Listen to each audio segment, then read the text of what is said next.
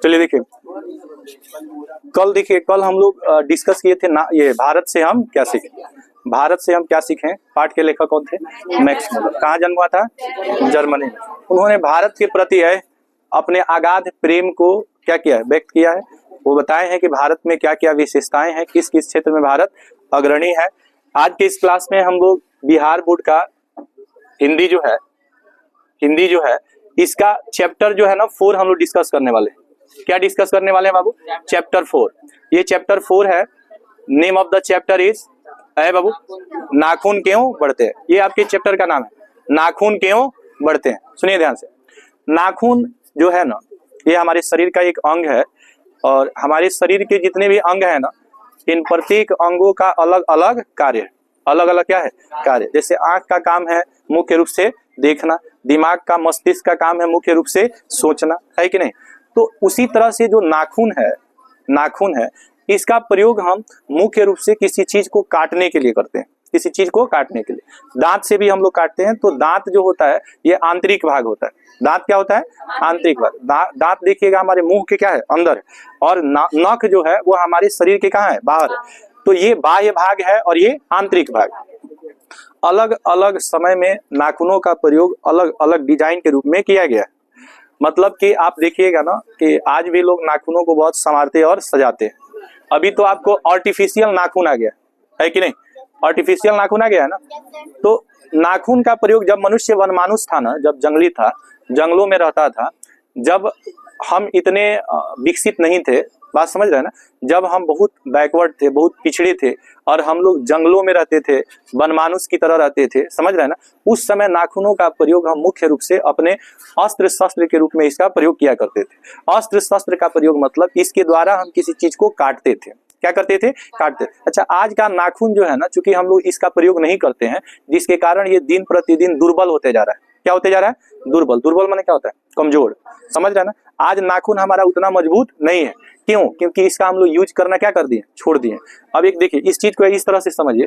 एक ऐसा व्यक्ति जो सुबह में कुदाल लेकर के खेत में चला जाता है और वो काम करता है, या फिर वो जिम करने चला जाता है, जिम करता है, तो उसकी अपेक्षा आप जैसे मान लीजिए कि खाते हैं और सोते हैं, किसी तरह का फिजिकल वर्क नहीं करते हैं, तो क्या आप शारीरिक रूप से उतने स्ट्रांग हो पाएंगे? नहीं। लेकिन जो व्यक्ति सुबह में खेतों में काम करता है या जिम करता है, शारीरिक रूप से मेहनत करता है, तो जो व्यक्ति सोता है उसके अपेक्षा उसका शरीर स्ट्रांग होगा कि नहीं होगा? ठीक उसी तरह से जिस चीज का आप प्रयोग करते हैं वो स्ट्रांग होता है, और नहीं उसका प्रयोग कीजिएगा तो उसका यूज जब नहीं कीजिएगा ना तो वो किसी काम का नहीं रह जाएगा। आज आपका जो नाखून है, चूंकि इससे आप काम नहीं लेते हैं, इसलिए दिन प्रतिदिन सुकवार होते जा रहा है। क्या होते जा रहा है? सुकवार। मतलब इसका प्रयोग आप नहीं कर रहे हैं, जिसके कारण आज अगर किसी चीज को आप काटेंगे तो हो सकता है कि आपको दर्द सहना पड़े।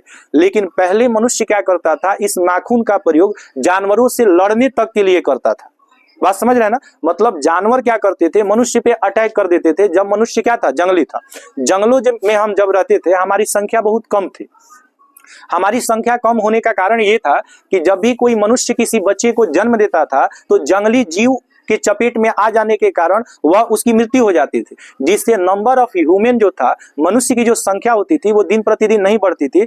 और जब धीरे धीरे हमने आग की जब खोज कर ली, किसकी खोज कर ली? आग की, तो जानवरों से हम लोग लड़ने के लिए आग का भी प्रयोग करने लगे। समझ रहे हैं कि नहीं? अच्छा, जानवर क्या करते थे? हम पे अक्सर आक्रमण कर देते थे और आक्रमण के पश्चात वो हमें मार करके खा जाते थे।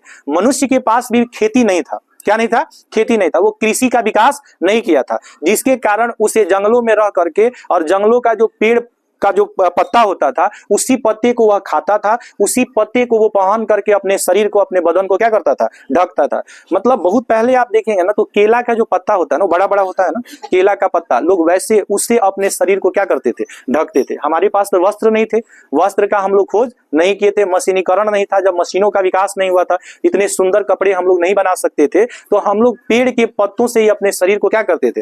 ढकते थे। इन तमाम चीजों के बारे में बताया है किसने? हजारी प्रसाद द्विवेदी ने। किसने बताया? हजारी प्रसाद द्विवेदी, या आचार्य हजारी प्रसाद द्विवेदी। पूरा नाम इनका क्या है? आचार्य हजारी प्रसाद द्विवेदी। और हजारी प्रसाद द्विवेदी जो है इस पाठ के लेखक है। किस पाठ के लेखक है? नाखून क्यों बढ़ते हैं। नाखून क्यों बढ़ते हैं। ठीक है, तो सबसे पहले हम लोग डिस्कस करते हैं लेखक का जो परिचय है। आपको बताए थे कि लेखक के परिचय से भी आपके एग्जाम में बहुत सारे प्रश्न पूछे जाते हैं। खास करके लेखक की जो रचना है वो रचना आप लोग जरूर याद कर लेंगे, किस लेखक ने किस प्रकार की रचना की है। जैसे क्वेश्चन पूछता है अशोक के फूल किसकी रचना है, तो ये रचना है किसका, ये हजारी प्रसाद द्विवेदी का। बुद्धिज्म एंड हिज कम्युनिज्म किसकी रचना है, किसकी रचना है, बाबा साहब भीमराव अंबेडकर का। तो ये सारी चीजें आप लोग याद रखेंगे।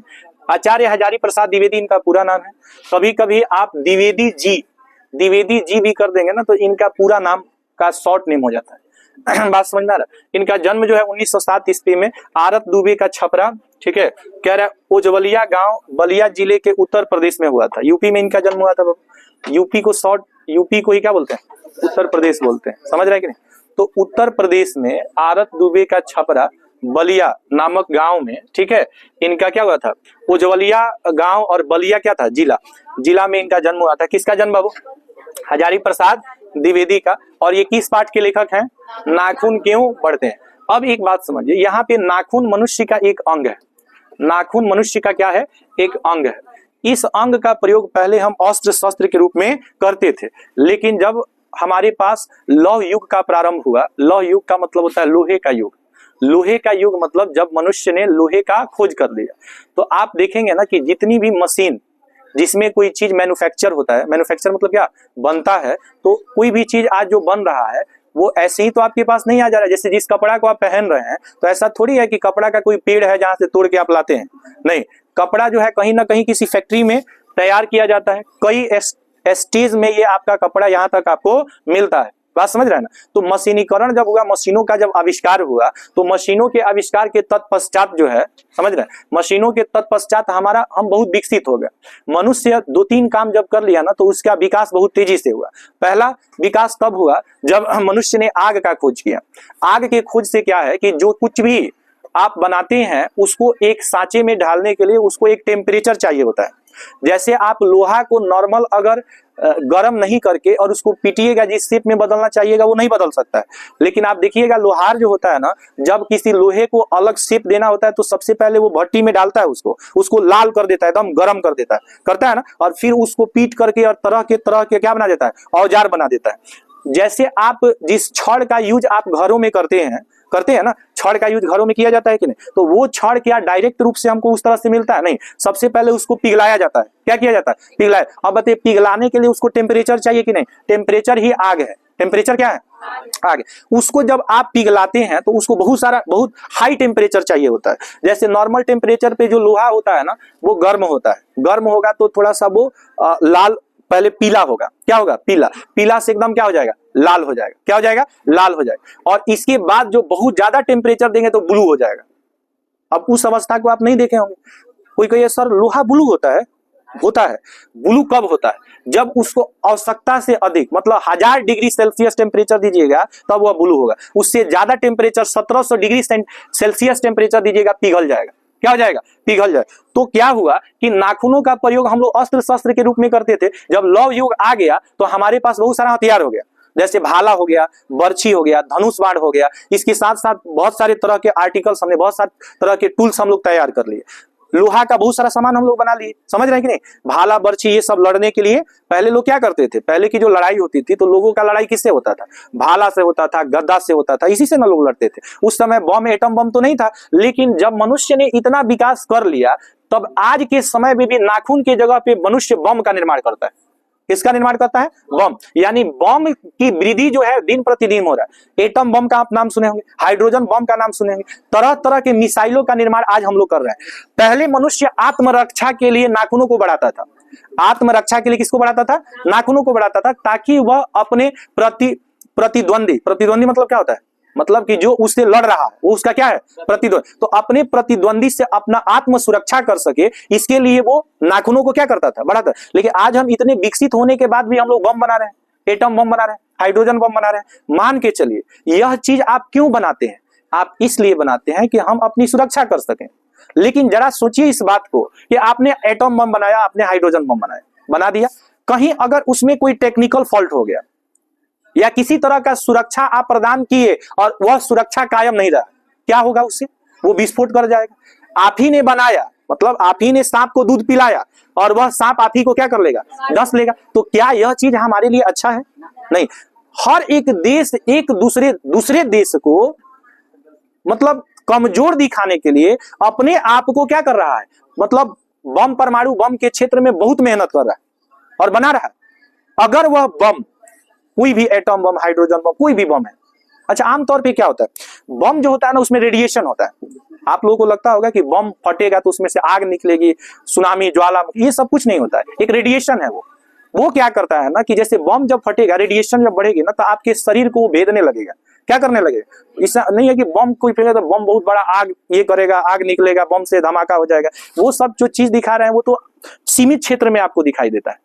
लेकिन हाइड्रोजन बम, एटम बम, ये सब बम ऐसा है ना कि जो पूरे देश को प्रभावित कर देगा, पूरे देश को प्रभावित कर देगा। बिहार में गिराइएगा तो पूरा भारत प्रभावित हो जाएगा। बात समझ रहे हैं कि नहीं समझ रहे?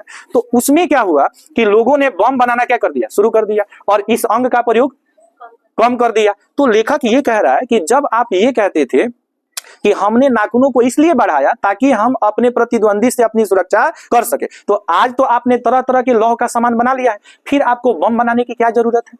अगर इस तरह से आप ये बनाते रहेंगे तो एक दिन हम तो डूबेंगे सनम, आपको भी ले डूबेंगे। मतलब कि जब भी अगर ये बाय द वे अगर क्या होता है, कहीं पे ब्लास्ट कर जाता है, कोई टेक्निकल इशू आ जाती है, तो उससे सारा विश्व प्रभावित होगा कि नहीं होगा? कि कहेगा बम, अरे आप ही बनाए हैं, हम आपको थोड़ी क्षतिग्रस्त करेंगे, हम तो दूसरे को करेंगे। क्या बम जो है जब कहीं पे आएगा तो आपसे पूछेगा, कहेगा आप तो हमारे मालिक हैं, हम आपके पास कैसे फट सकते हैं?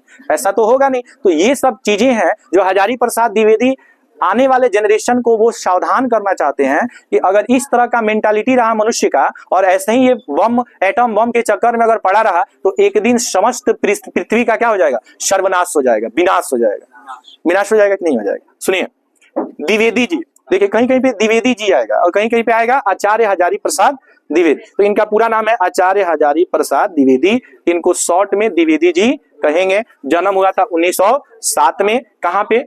उत्तर प्रदेश के आरत दुबे छपरा उज्जवलिया इनका क्या था, गांव था, और बलिया इनका क्या था, जिला था। का साहित्यिक कर्म भारतवर्ष के सांस्कृतिक इतिहास की रचनात्मक परिणति है। संस्कृत, अरे बाबू संस्कृत क्या है जी? भाषा है। प्राकृत भी आपका क्या है? भाषा है। अपभ्रंश, अपभ्रंश भी क्या है? भाषा है। बंगला, बंगला क्या है? भाषा। अच्छा देखिए, संस्कृत से पहले मनुष्य प्राकृत भाषा बोलता था। कौन भाषा? प्राकृत भाषा। अब इस बात को समझिएगा, संस्कृत में लगभग आपको 6.5 लाख शब्द मिलते हैं।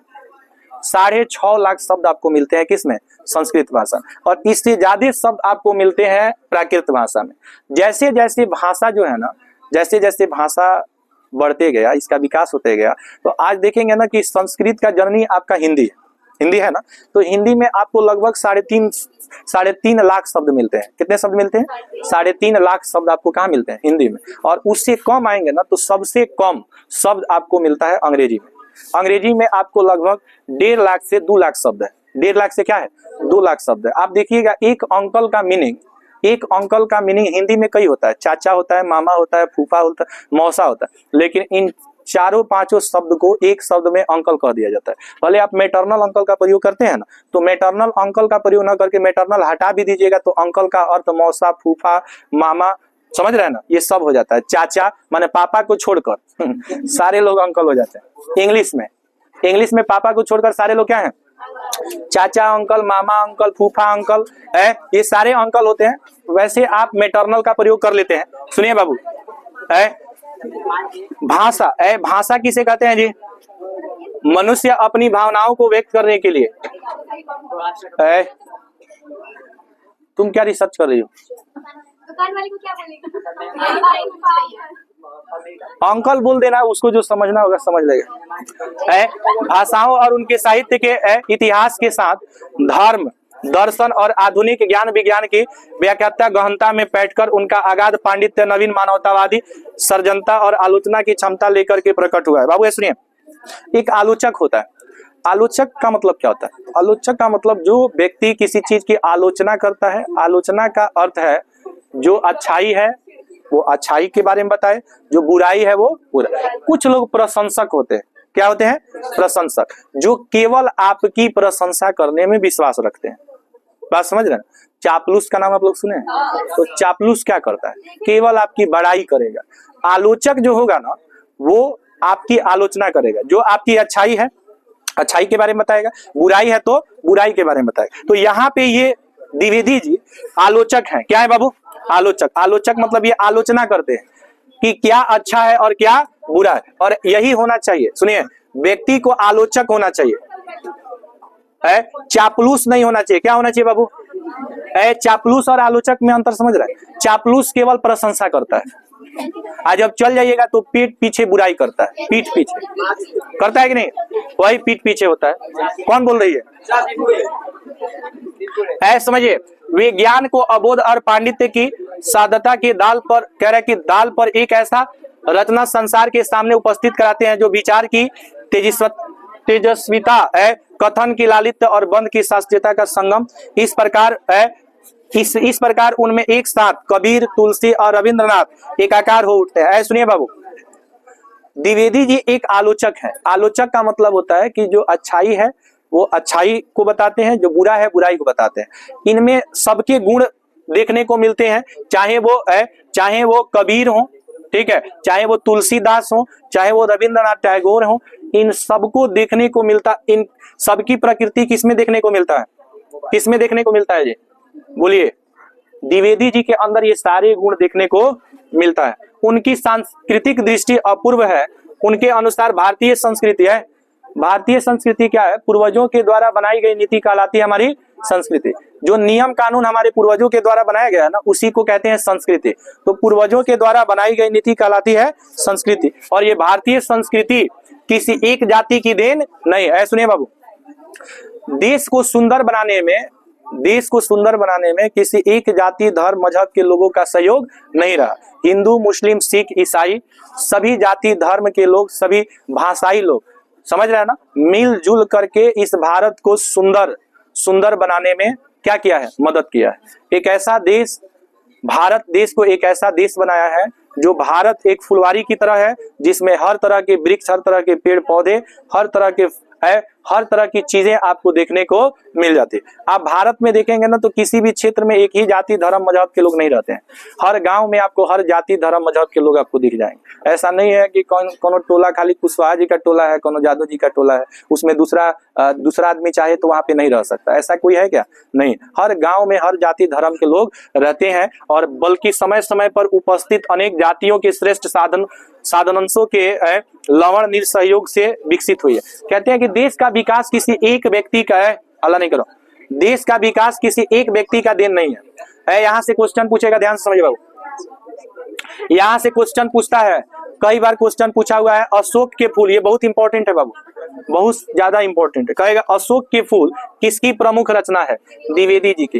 अशोक के फूल किसकी प्रमुख रचना है? द्विवेदी जी की। कहेगा कल्पलता, विचार और वितर्क, कुटज, विचार प्रवाह, आलोक पर्व किसकी रचना है? द्विवेदी जी की। आलोक पर्व किसकी रचना है? द्विवेदी जी की। प्राचीन भारत के कलात्मक विनोद निबंध संग्रह है ये, और ये किसकी रचना है? द्विवेदी जी। बाण भट्ट की आत्मकथा किसकी रचना है? ये आपको याद रखना है। चारु चंद्र लेख, कह रहे कि पुनर्नरवा, कह रहे कि अनाम दास का पोथा, ये एक उपन्यास है, और ये किसकी रचना है? द्विवेदी जी की रचना है। तो ये आप याद रखेंगे कि द्विवेदी जी ने अनेक रचना की, द्विवेदी जी के अनेक रचनाएं, इन रचनाओं को बुक में दिया हुआ है, आप लोग याद कर लेंगे अच्छे से। सुनिए, यहाँ पे जो हम लोग पढ़ रहे हैं ना बाबू, ये जो चैप्टर पढ़ रहे हैं, यह जो चैप्टर पढ़ रहे हैं ना, नाखून क्यों बढ़ते हैं, यह एक निबंध है। यह क्या है बाबू? निबंध। निबंध को ही लेख कहा जाता है। निबंध को क्या कहा जाता है? लेख। अंग्रेजी में बोलते हैं एसे। हजारी प्रसाद द्विवेदी ग्रंथावली से लिए गए प्रस्तुत निबंध। प्रस्तुत निबंध का मतलब जो निबंध के बारे में हम लोग पढ़ रहे हैं, जिस चैप्टर के बारे में हम लोग पढ़ रहे हैं, the name of the chapter is नाखून क्यों बढ़ते हैं। सुनिए, नाखून क्यों बढ़ते हैं, सुनिए बाबू। में प्रख्यात लेखक और निबंधकार का मानवतावादी दृष्टिकोण प्रकट हुआ। ये कहते हैं ना कि अगर आपके अंदर मानवता जिंदा है तो आप जिस तरह से नखों को बढ़ाते थे, उसी तरह से आप तमाम तरह के जो मिसाइल बना रहे हैं, ये आपके लिए आत्मघाती है। क्या है? आत्मघाती है। यह सांप ऐसा है जो आप ही को डस करके आप ही को मार डालेगा। बात समझ रहे हैं ना? क्या हमें इन मिसाइलों का निर्माण करना चाहिए कि नहीं करना चाहिए? नहीं करना चाहिए। इस ललित निबंध में लेखक ने बार बार हम लोग क्या काटते हैं, हमारे शरीर में दो अंग ऐसे होते हैं ना जो सबसे ज्यादा बेहाया होते हैं? एक बाल और एक नाखून। हाथ एक बार काट लीजिएगा दोबारा नहीं बढ़ेगा, लेकिन नाखून और क्या, बाल, कितना बेहाया होता है कि कितना बार भी काट दीजिए बढ़ेगा ही बढ़ेगा। बात समझ रहे हैं? कितना बार भी काट दीजिए, बार बार काटे जाने पर भी बढ़ जाने वाले नाखूनों के बहाने अत्यंत सहज शैली में सभ्यता और संस्कृति की कह रहे कि विकास गाथा उद्घाटित कर दिखाया। ये कहते हैं ना कि हमारे शरीर में एक ऐसा अंग है जिसका नाम क्या है, नाखून है, और इसे बार बार काटने के बाद भी यह बढ़ जाता है। यानी कि समाज में इतने बुद्धिजीवी लोग हैं, पढ़े लिखे लोग हैं, लेकिन फिर भी लोग अपना जो अपने पैर पे कुल्हाड़ी मारना होता है ना, वही काम हो रहा है हमारे समाज के अंदर। तरह तरह के हम लोग मिसाइल बना रहे हैं, बम बना रहे हैं, गन बना रहे हैं, एक दूसरे को नीच दिखाने के लिए, अपने आप को शक्तिशाली दिखाने के लिए तरह तरह के यंत्रों का हम निर्माण कर रहे हैं। और आपको क्या लगता है कि ये यंत्र हमारे लिए उपयोगी है? यह यंत्र हमारे लिए दुखदायी है, विनाशकारी है। क्या है? विनाशकारी, विध्वंसकारी है। अमेरिका का नाम सुने आप लोग? अमेरिका सबसे ज्यादा जो है ना बम गन सप्लाई करता है हर देश के अंदर। सबसे ज्यादा विध्वंसकारी यंत्रों का निर्माण कौन करता है? अमेरिका करता है। अमेरिका जो है ना एक तरह का झगड़ा लगावन है, नहीं होता है किसी आदमी को उकसा देना, चोटा उकसा देता है, कह देता है कि जानते हैं कल जैसे क्या करेगा, जानती हो तुम कल चली गई थी ना तो ऐसे बोल रहे थे, समझ रहे हैं कि नहीं? अब क्या होगा, कहने वाला कह दिया, अब उसके दिमाग में हो गया अच्छा ऐसा है, बोले हैं, अब वो दिमाग में अपने द्वेष पाल लेगा। अमेरिका कहता है लड़िए ना, हम हैं ना आपके पीछे, क्या है, क्या चाहिए लड़ने के लिए? गन चाहिए, लीजिए गन, बम चाहिए, लीजिए बम, दे देगा, लड़वा देगा। जब आप निर्बल हो जाइएगा तो कहेगा कि हमको पैसा दीजिए, गनवा फ्री में थोड़ी बनता है, पैसा दीजिए। नहीं दीजिएगा तो कहेगा ठीक है जमीन दे दीजिए, हम वहां पे थोड़ा सा अपना कारोबार शुरू करेंगे। बात समझ रहे हैं ना? तो क्या करता है, पहले लड़वा देगा, फिर आपको हथियार भी देगा, फिर आपको ब्लैकमेल करेगा। क्या करेगा? ब्लैकमेल करेगा। तो कह रहा है अरे बाबू, पाकिस्तान देखते हैं, पाकिस्तान किसके इशारा पर नाचता है? अमेरिका के इशारा पर नाचता है। सुनिए, बाबू हमार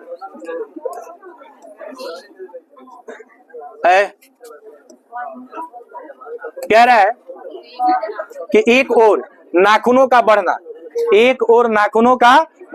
मनुष्य की आदिम पाशवी वृत्ति और संघर्ष चेतना का प्रमाण है, तो दूसरी ओर उन्हें बार बार काटते रहना और अलंकृत करते रहना मनुष्य के सौंदर्य बोध और सांस्कृतिक चेतना को भी निरूपित करता है। सुनिए, कह रहा है कि नाखूनों का प्रयोग हम लोग ऐसे तो पहले अस्त्र शस्त्र के रूप में करते थे, लेकिन एक ऐसा समय आया कि जब इसका सौंदर्यीकरण किया जाता था। सौंदर्यीकरण का मतलब होता है सजाना।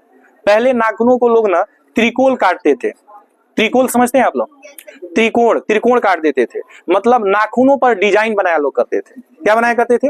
नाखूनों का डिजाइन बनाया करते थे। समझ रहे हैं कि नहीं? आज भी देखिएगा नाखूनों को बढ़िया से सजाने और संवारने के लिए नेल पेंट का प्रयोग होता है कि नहीं होता है? बढ़िया से उस पर नेल पेंट मार दिया जाता है कि नहीं? ऐसे सुनिए, कह रहा है कि लेखक ने नाखूनों के बहाने मनोरंजक शैली में मानव सत्य का दिग्दर्शन कराने का कह रहा है कि देखिए, अगर आप कान खोल करके सुन लीजिए कि आपको जो हम कहने जा रहे हैं ये बात आपको अच्छा नहीं लगेगा, लेकिन आपको अच्छा लगे चाहे न लगे। अब घोड़ा को हम गधा को घोड़ा नहीं कह सकते, हम बिल्ली को तो शेर नहीं कह सकते, बिल्ली को बिल्ली ही कहेंगे, शेर को शेर। तो आपके अच्छा लगने के लिए हम शेर को बिल्ली नहीं बना सकते। जो सच्चाई है उस सच्चाई का सामना आपको करना पड़ेगा। सफल प्रयत्न किया है किसने? द्विवेदी। यह निबंध, यह क्या है बाबू? देखिए, वर्तमान जो पीढ़ी है ना वो अंधाधुन क्या कर रहा है? अस्त्र शस्त्र और विध्वंसकारी यंत्रों का क्या कर रहा है? निर्माण कर। इसको रोक लगाने के लिए और आने वाली जो पीढ़ी है, जिसको आप नई पीढ़ी कहेंगे, जो नई पीढ़ी में सौंदर्य बोध, इतिहास चेतना और सांस्कृतिक आत्मगौरव का भाव जगाने के लिए ही इस निबंध को लिखा है किसने? हजारी प्रसाद कहते हैं कि देखिए अब आप पुरानी चीजों को लेकर के ढोने से कोई फायदा नहीं है। पहले था कि हम जब इसका प्रयोग नाखूनों का प्रयोग शस्त्र के रूप में करते थे तो इसको बढ़ाते थे, तो ये अच्छी बात थी। लेकिन आज जब हम तरह तरह के चीजों का जब हम आविष्कार कर लिए हैं, फिर इसको क्यों बढ़ाना है? तो ये जो भी विध्वंसकारी यंत्र है उसको रोकने के लिए, नई पीढ़ी को सावधान करने के लिए उन्होंने इस निबंध को क्या किया है, रोका है कि हम शांति की ओर जाएं। समझ रहे हैं, मतलब शांति की स्थापना करें समाज में। अगर हम इन चीजों को अगर बढ़ावा देंगे, विध्वंसकारी यंत्रों को बढ़ावा देंगे, तो क्या हमारे समाज में शांति स्थापित हो सकती है? क्या नहीं हो सकती। इन सब चीजों को हमको क्या करना होगा, कंट्रोल करना होगा, नियंत्रित करना होगा। किन चीजों को बाबू? अस्त्र शस्त्र विध्वंसकारी यंत्र को। ठीक है, कल हम लोग इसका सारांश देखेंगे। ये लेखक का परिचय था, कल सारांश देख लेंगे।